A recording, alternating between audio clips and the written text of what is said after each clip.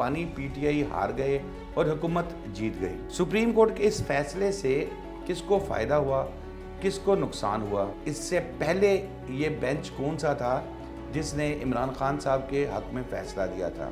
बानी पीटीआई की दरख्वास्त पर सुप्रीम कोर्ट काबिल समात ही नहीं थी। नैब कानून में टोटल 27 तरामीम की गई थी। आज के फैसले के बाद साबिक सदर आसिफ अली जरदारी साहब बेनिफिशरी हैं, वज़ीर आज़म शहबाज शरीफ साहब हैं, साबिक वज़ीर आज़म यूसुफ रज़ा गिलानी साहब हैं, राजा परवेज़ अशरफ साहब हैं समेत 50 से ज़्यादा सियासतदान और कई ब्यूरोक्रेट्स जो हैं वो इससे मुस्तफ़ीद होंगे। सुप्रीम कोर्ट के 5 रुकनी बेंच ने नैब कवानीन में जो तरमीम की गई थी उस पर फैसला सुनाते हुए मुतफ़िक़ा तौर पर तमाम जो दरख्वास्तें थी हुकूमत की उनको मंजूर किया गया है, यानी कि बानी पीटीआई हार गए और हुकूमत जीत गई। सुप्रीम कोर्ट के इस फैसले से किसको फ़ायदा हुआ, किसको नुकसान हुआ और किस किस ने इस तरमीम से फ़ायदा उठाया है और आगे चल के उसको मज़ीद फ़ायदा होगा, इस पर मैं आपको तफसील से बताऊंगा। किस सियासतदान का नाम था, किस ब्यूरोक्रेट का नाम था और फिर इससे पहले ये बेंच कौन सा था जिसने इमरान खान साहब के हक़ में फ़ैसला दिया था। सबसे पहले बात करते हैं जनाब आज के फ़ैसले की।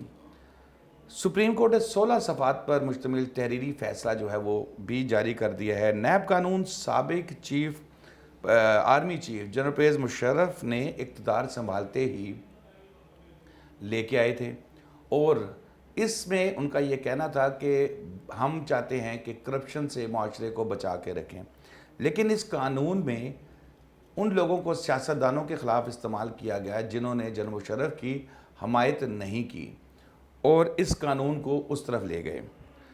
अदलिया और मुकन्ना ने जो है एक दूसरे का दायरा कार में मदाखलत जो है वो इंतहाई एहतियात से करनी चाहिए। फ़ैसले में ये कहा गया है आइन में दिए गए फ़राइज़ का अंजाम दही के दौरान बेहतर है कि इदारे अवाम की खिदमत करें।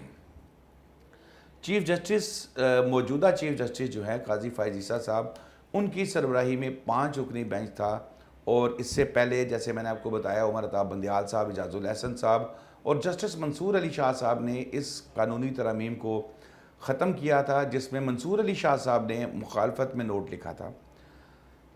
आज के फ़ैसले में मज़ीद ये कहा गया है कि नैब तरमीम की गई थी, पार्लियामेंट का राइट है। जब तरमीम के ख़िलाफ़ मुकदमे की 6 समातें हो चुकी थी तो तीसरी तरमीम लाई गई। 2 तरमीम पहले हुई, फिर तीसरी तरमीम लाई गई। सुप्रीम कोर्ट कानून साजी को जल्द ख़त्म करने की बजाय इसको बहाल रखने की कोशिश करती। अगर कानून की 2 तशरीहात हों तो कानून के हक़ में होने वाली तशरीह जो है उसको माना जाता है। अभी मैं आपको बताऊंगा इससे मुस्तफ़ीद कौन हुआ, इसमें तरमीम की क्या गई थी। तो इससे पहले ये ज़रा थोड़ा सा मुख्तसर मैं आपसे ये फ़ैसला डिस्कस कर लूँ। फिर चीफ़ जस्टिस साहब ये कहते हैं कि बानी पीटीआई ने नेक नियति जो है वो इसमें दरख्वास्त में उनकी साबित नहीं हुई।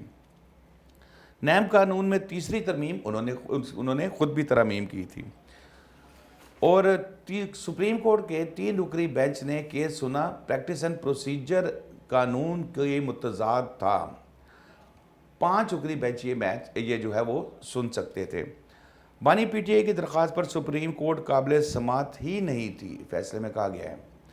अच्छा जी, अब ये तो सारी बात की बातें, ये तो काफ़ी ज़्यादा आपको पता लग गई होंगी, नहीं तो आज के टॉक शोज़ में भी आपको पता लग जाएंगी कि सुप्रीम कोर्ट ने क्या कहा फ़ैसले में। मैं आपसे वो चीज़ शेयर करूँगा जो शायद वो डिस्कस ना हुई हो।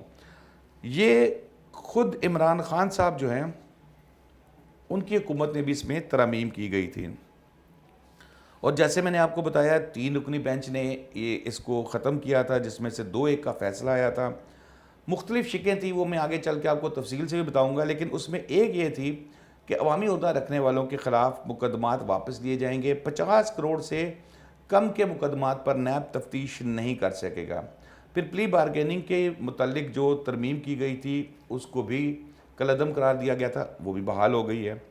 उस वक्त की सुप्रीम कोर्ट ने अपने फ़ैसले में तरमीम को आइन में मुतसादम मुफाद आमा से मुतल्लिक दी गई शिक की खिलाफ वर्जी करार दिया था, लेकिन अब वो ख़त्म हो जाती है। नैब कानून में टोटल 27 तरमीम की गई थी। बिल कौमी असम्बली और सेनेट से 22 तारीख को, अब 2022 को मई में जो है वो हुआ था, मंजूर किया गया था, लेकिन सदर मुमलिकत ने इस पर दस्तखत नहीं किए, जिसके बाद पीडीएम की हुकूमत ने जून 2022 में पार्लियामेंट का मुश्तरका इजलास बुलाया और उस इजलास में इसकी मंजूरी दे दी गई। अब यहाँ पर अहम तरमीम जो की गई थी, नैब 50 करोड़ से कम मालियत का मामलात की तहकीकात नहीं कर सकेगा। नैब धोखाधड़ी के मुकदमात की तहकीकात उस वक्त कर सकता है जब मुतासरीन की तादाद 100 से ज़्यादा हो। इसमें अल्टीमेटली जो हाउसिंग सोसाइटीज़ हैं, इनके केसेस भी नैब आती थी, फिर वो जो कॉरपोरेट स्कैंडल्स हुआ करते थे, कोऑपरेटिव स्कैंडल हुआ करते थे, इस तरह की चीज़ें भी अब 100 से ज़्यादा बंदे होंगे तो नैब होगी, अदरवाइज़ इसकी तहकीकात नैब नहीं कर सकेगा। फिर रिमांड का मामला आया तो पहली जो तरमीम की गई थी उसमें 14 दिन का था, फिर उसके बाद दूसरी तरमीम की गई तो 30 दिन का जो है वो जिस्मानी रिमांड इसके अंदर बना दिया गया। ये भी अब बहाल हो जाएगा।